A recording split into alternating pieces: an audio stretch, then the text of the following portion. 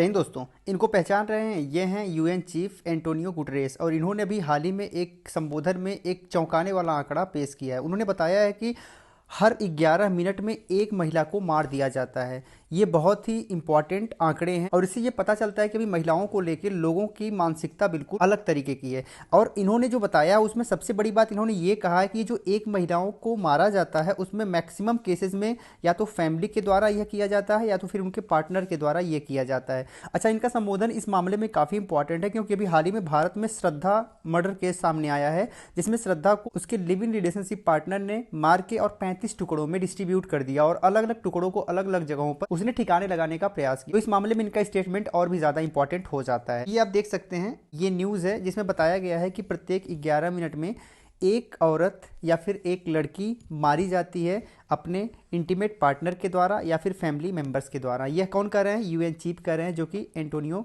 Guterres हैं इस समय। उन्होंने बताया ये जो घटना हो रही है वो पूरे विश्व की सबसे ज़्यादा ह्यूमन राइट वायलेशन की भयानक घटना है। इन्होंने कहा कि जो अलग अलग कंट्रीज़ हैं उनको मिलके एक साथ कुछ प्लानिंग करनी चाहिए जिससे इस टाइप की जो घटना है उनका परसेंटेज कम हो। ठीक है, इसके लिए क्या उन्होंने कहा कि सारे जो देश हैं उनको नेशनल एक्शन प्लान लाना चाहिए, कुछ ऐसा प्लान लाना चाहिए जिससे ये टैकल किया जा सके, जिससे ये आंकड़े जो हैं वो कम हो सकें। साथ ही साथ इन्होंने ये भी बताया कि जो कोविड-19 का पेंडेमिक आया था, इस पेंडेमिक में इस तरीके की घटनाएं काफ़ी ज़्यादा बढ़ी, इनका परसेंटेज काफ़ी ज़्यादा बढ़ा है क्योंकि लोग घर पे थे। ठीक है, लोग अपने घर पे थे और उनके पास कोई काम नहीं था, या फिर हम कह सकते हैं कि उनकी जॉब चली गई थी। अब लोग भी डिप्रेस थे। इस डिप्रेशन के टाइम में महिलाओं पर काफ़ी वायलेशन देखे गए हैं, तो इन्होंने ये भी बताया। साथ ही जो ऑनलाइन प्लेटफॉर्म है वो भी कहीं ना कहीं इसमें पीछे नहीं है बल्कि आगे ही है। यहाँ पर भी काफ़ी ज़्यादा वायलेंस यहाँ पे देखने को मिल रहे हैं। ठीक है, अब यहाँ पे सबसे ज़्यादा जो वायलेंस है वो हेट स्पीच के आ रहे हैं, लोग अभद्र भाषा का यूज़ करते हैं महिलाओं को लेके। साथ ही साथ सेक्सुअल हरासमेंट का मामला भी ऑनलाइन भी आ रहा है। ठीक है, साथ ही साथ इनके इमेज को गलत तरीके से पेश किया जा रहा है, इमेज एब्यूज़ का भी मामला यहाँ पे काफ़ी देखने को मिल रहा है। तो ऑनलाइन प्लेटफॉर्म पर भी महिलाओं को लेके लोगों की जो धारणाएं हैं काफ़ी गलत हैं। अब गुटरेस ने यह भी बताया कि इसके नुकसान क्या क्या हो सकते हैं। तो अगर इस तरीके की धारणा लोगों के मन में रहेगी, महिलाओं का इस तरीके का शोषण होगा, हरासमेंट होगा, तो उससे क्या होगा कि जो गर्ल्स हैं या फिर महिलाएं हैं उनका पार्टिसिपेशन काफ़ी घटेगा। ठीक है, इकोनॉमी में पार्टिसिपेशन नहीं कर पाएंगे, पूरी तरह से पार्टिसिपेट करके मेंस के इक्वल नहीं हो पाएंगी। साथ ही साथ इनके जो बेसिक राइट्स एंड फ्रीडम्स हैं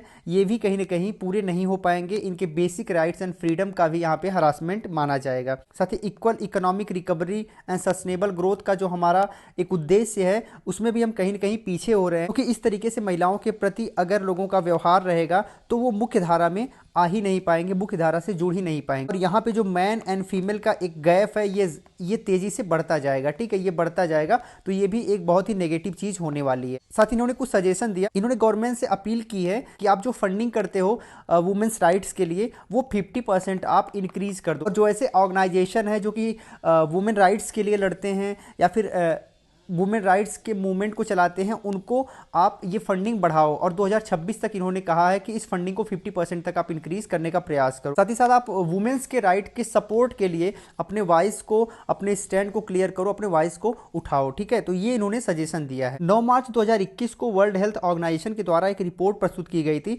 जो कि वायलेंस अगेंस्ट वुमेन के नाम से थी। इसमें बताया गया था कि वुमेन्स वायलेंस जो सबसे ज्यादा हो रहा है वो उनके इंटीमेट पार्टनर के द्वारा हो रहा है एंड सेक्सुअल वायलेंस यहाँ पे काफी ज्यादा हो रहा है और ये मेजर पब्लिक हेल्थ प्रॉब्लम के रूप में उभर के आ रहा है। साथ ही साथ इसमें वुमेन्स के ह्यूमन राइट का सबसे ज्यादा वायलेशन भी हो रहा है। तो इस रिपोर्ट में यह भी बताया गया है कि पूरे विश्व में 3 में से एक ऐसी महिला जरूर है जो कि अपनी पूरे लाइफ में वायलेशन का सामना की है, चाहे वो फिजिकल हो चाहे वो सेक्सुअल हो। ठीक है, और यहाँ पर यह भी बताया गया है कि ये अपने पार्टनर के द्वारा भी हो सकता है और जो पार्टनर नहीं है उनके द्वारा भी इस तरीके की घटनाएं हुई हैं। ठीक है, तो ये एक बड़ा आंकड़ा और चौंकाने वाला आंकड़ा है। साथ ही साथ ये भी बताया गया कि जो मैक्सिमम जो मोस्ट केसेस हैं वायलेंस के वो अपने इंटीमेट पार्टनर के द्वारा ही हुए हैं। ठीक है, इंटीमेट पार्टनर के द्वारा ही मैक्सिमम केसेस हुए हैं। अभी जो श्रद्धा का केस हुआ है उसमें भी उसका पार्टनर ही इन्वॉल्व था। साथ ही दुनिया भर में 27% वुमेन्स ऐसी हैं जो कि 15 से 49 आयु वर्ष की हैं, जो अपने पूरे लाइफ टाइम में एक ही पार्टनर के साथ रही है, लेकिन वो पूरे लाइफ में कभी न कभी उन्हें भी वायलेशन का सामना करना पड़ा है। तो इस रिपोर्ट में ये भी बताया गया कि ये जो वायलेंस होते हैं वो नेगेटिवली अफेक्ट करते हैं वुमेन्स के physical, mental, sexual, reproductive health को एंड इससे HIV के केसेस के बढ़ने की भी पॉसिबिलिटी